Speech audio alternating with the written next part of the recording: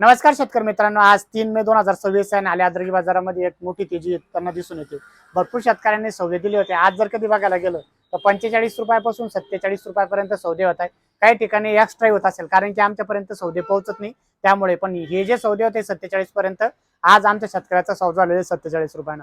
कालही सौदे 45-46 रुपये झालेले. भरपूरशा भागामध्ये जे भाव आहे ते 2-3 रुपयानं कमी असू शकतात. त्याचं प्रमुख कारण आहे की व्यापारी त्या भागामध्ये कमी असणे, आणि आमच्या एका गावामध्ये बाजार भाव तर एवढे शिल्लक झालेले, पण ते सांगायसारखे नाहीये, ते चढावडीचे.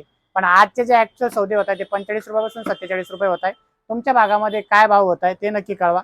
आणि अचानक ही तेजी आलेली, याचं कारण असं आहे की मध्यंतरी भरपूरशा ठिकाणी जे ते प्लॉट दिले होते, आता जे प्लॉट थांबलेले त्यामध्ये 90% शेतकरी खोडवा व्यवस्थापन करताय. जे शेतकरी देत आहे भाव चांगले आले म्हणून ते शेतकरी देत आहे. आणि खोडवा व्यवस्थापनाचा जर कधी प्लॉट पे घ्यायला गेलं तर ऑगस्टच्या दुसऱ्या आठवड्यापर्यंत माल डबल होतो. त्यामुळे ऑगस्ट पर्यंत त्या शेतकऱ्यांना होल्ड करायचा असतो. पण काही शेतकऱ्यांना रस्ता नाही, त्यामुळे तेही सौदे देत आहे. जर कधी तुमच्याकडे रस्त्याची अडचण असेल, पाण्याची अडचण असेल, तर नक्कीच हा भाव जो आहे तो चांगला आहे. पुन्हा एकदा पूर्वतच भाव भेटत आहे. आणि तुम्हाला जर कधी खोडवाचे व्यवस्थापन करायचं असेल तर तुम्ही खोडवा व्यवस्थापनासाठी करू शकता. आणि काही शेतकऱ्यांना आणखी जर कधी होल्ड करायचं असेल तर त्यांनी एवढं बघायचं की रस्ता तुमचा असायला पाहिजे.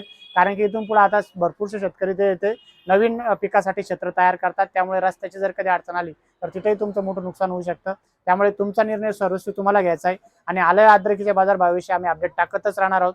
तुम्ही टाका की तुमच्या भागामध्ये काय बाजारभाव चालू आहे. भरपूर शेतकरी सांगताय आमच्याकडे हे भाव चालू आहे, तर तुम्ही फक्त तुमचं नाव आणि गावाचं नाव, तालुका टाकलं तर आमच्याही लक्षात येतं की सर्वदूर महाराष्ट्रामध्ये काय भाव चालू आहे. याच्यात आपला व्हिडिओ सांगली असेल, सातारा असेल, इव्हन कर्नाटक किंवा मध्य प्रदेशचे काही शेतकरी तेही पाहतात. कारण की याच्या ट्रान्सलेशन सिस्टम आता चालू असल्यामुळे सर्वदूर हा व्हिडिओ बघितला जातो. त्यामुळे आपण तिथले अपडेट टाकणार आहोत. तुम्हाला जर कधी आमचा व्हिडिओ आवडला असेल तर शेअर आणि फॉलो करायला विसरू नका.